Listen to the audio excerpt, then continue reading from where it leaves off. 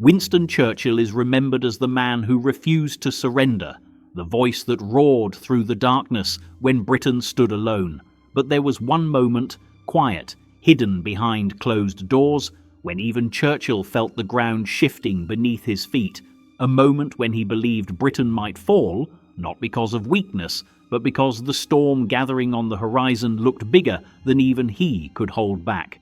To understand this moment, you have to strip away the myth, the defiant speeches, the cigar smoke symbolism, and see the man underneath, exhausted, surrounded, under pressure from every direction, and painfully aware that history was balancing on a knife's edge. This moment came in the late spring of 1940, a time when the world genuinely seemed to be collapsing. Britain had not yet become the lion of legend. It was scrambling, exposed, unprepared. Churchill had just become Prime Minister, inheriting a disaster in motion. France was collapsing. The Low Countries were breaking under the speed of the German blitzkrieg, and the British Expeditionary Force, almost the entire trained army of the United Kingdom, was trapped against the sea. The situation was so dire that even Churchill, who projected unshakable confidence in public, privately feared that Britain might be defeated before the war had truly begun. He had warned for years that this moment would come. He had begged governments to rearm, to prepare, to stop appeasing Hitler. But the warnings went unheeded, and by 1940 the bill had arrived. Now he sat in the war rooms beneath Whitehall, staring at reports that grew worse by the hour. German armoured divisions had broken through French defences with a speed that defied belief. Long-established plans were obsolete within days. Communications were collapsing. Refugees were flooding the roads, and Britain's small professional army, surrounded at Dunkirk, was facing annihilation. Annihilation not only meant defeat in France, it meant Britain would have no army left to defend its own shores. The Royal Navy could not stop an invasion alone. The Royal Air Force was still growing, and Germany at that moment seemed unstoppable. Churchill could see the shape of the future forming. If the British army died in France, Britain could be forced into surrender, or worse, invasion. So in private, Churchill fought a battle with himself that almost no one saw. He had to decide whether the war could still be saved, or whether Britain should consider negotiations before the country was destroyed completely. This was the moment when his own cabinet began to fracture. Lord Halifax, the Foreign Secretary, believed the situation was hopeless. He argued that Britain should explore terms through Mussolini, who still had diplomatic access to Hitler. Halifax was not a coward. He simply looked at the facts and concluded that Britain could not survive the coming storm. Churchill, however, resisted. His instinct was to fight. But even he had a moment, just one, when he wondered whether Halifax was right. This moment happened around May 27, 1940, during one of the darkest cabinet discussions ever held in Britain. In that small room underground, Churchill listened as Halifax laid out the logic. France collapsing, the army encircled. German superiority in every measurable way. No allies except a distant, neutral America that could not intervene. A hostile empire ready to strike. The war lost before Britain had even fired its best shot. Churchill looked across the table at his colleagues. Some avoided his eyes. Others looked exhausted, defeated. These were men who had lived through the First World War, men who understood what another invasion could mean. They feared not only defeat, but the destruction of the British state itself. And Churchill, hearing it all, did something rare. He fell silent. For a man famous for speaking, for rallying, for roaring defiance, silence was more revealing than any speech. He knew what surrender meant. He knew the kind of world Hitler was building. But he also knew the reality. If the army was destroyed at Dunkirk, Britain would be defenseless.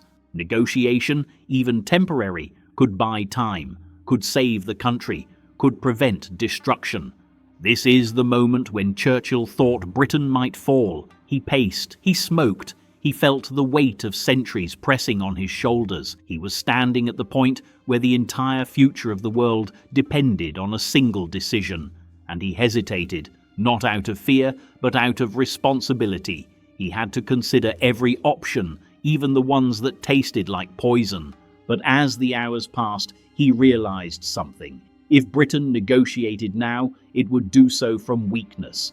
Hitler would not offer generous terms. He would demand submission, disarmament, puppet government, and the end of Britain as a free nation. Negotiation wasn't a way out. It was the first step into chains. Still, the moment of doubt had been real. He had felt it. Even Churchill, the unbreakable symbol of resistance, had looked into the abyss and wondered whether the fall was inevitable. Then came a message from Dunkirk that changed everything. The evacuation, previously thought to be impossible, was beginning to work. Destroyers, fishing boats, pleasure craft, ferries, every floating vessel that could move was heading to France. It was insane. It was desperate, but it was working. The miracle of Dunkirk had begun, and for Churchill, hope, fragile, flickering, desperate, began to return. He realized something profound. The spirit of the British people, not the size of the army, would decide the war. If he chose to fight on, the nation would follow. If he chose negotiation, the nation would fold. The weight was unbearable, but that clarity changed him. He walked back into the cabinet room with a new fire. He told them that Britain would not negotiate, that even if France fell, Britain would fight alone, that even if the cities burned, the beaches ran red, and the empire collapsed, they would never surrender. He was no longer speaking to ministers. He was speaking the words he knew the entire nation needed. But that transformation didn't erase the moment of doubt. It didn't erase the fear he had only hours earlier. It didn't erase the knowledge that Britain was facing the strongest enemy it had ever confronted. That moment marked him. It forced him to confront the possibility that he might lead the country into ruin, and he chose to lead anyway.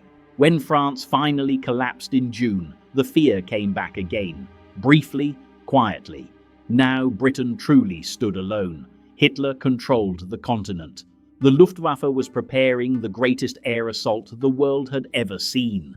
The Royal Navy was stretched from Gibraltar to Singapore. The army had returned home from Dunkirk, but without its equipment, Britain had saved its soldiers but lost almost everything else. Churchill knew the invasion was coming. He prepared for the worst. Trenches were dug around London, road signs removed, civilian militias formed from shopkeepers, farmers and teenagers. The nation braced for a German landing. Churchill toured coastal defences almost daily. Journalists noticed how grim he looked, how his face sagged with exhaustion. He never said aloud that he feared Britain could fall, but those close to him saw it. He returned to Downing Street each night, reviewing intelligence that grew scarier by the day.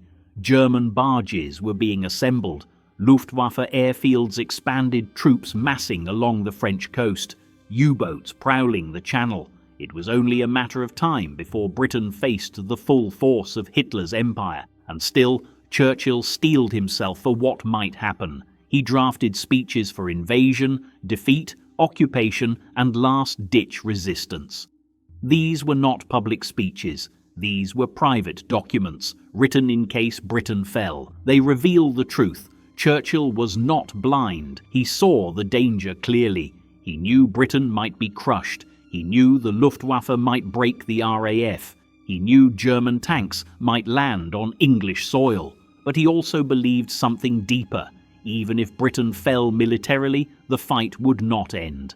The empire was massive. Canada, South Africa, Australia, India, millions of men remained beyond Hitler's reach. Churchill often said he would go to Canada and continue the war from there. That wasn't theatrics. It was the contingency plan.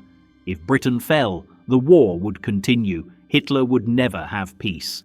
Still, that didn't silence the fear. The darkest week came in late June. France had surrendered formally. Petain's new government was collaborating with the Nazis. Britain's isolated position was staring everyone in the face. Hitler wanted to avoid an invasion if possible. He hoped Britain would accept peace, and he sent messages indirectly offering terms. His terms included British neutrality, the return of German colonies, and a guarantee to leave the British Isles alone. Churchill read those messages and felt the old fear return. What if the British people, exhausted and terrified, wanted peace? What if Parliament turned against him? What if the Navy or Air Force collapsed under bombing? What if he was leading the country into a hopeless catastrophe?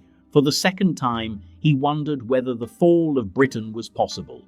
Not because he believed in German superiority, but because he knew how fragile nations could be under pressure.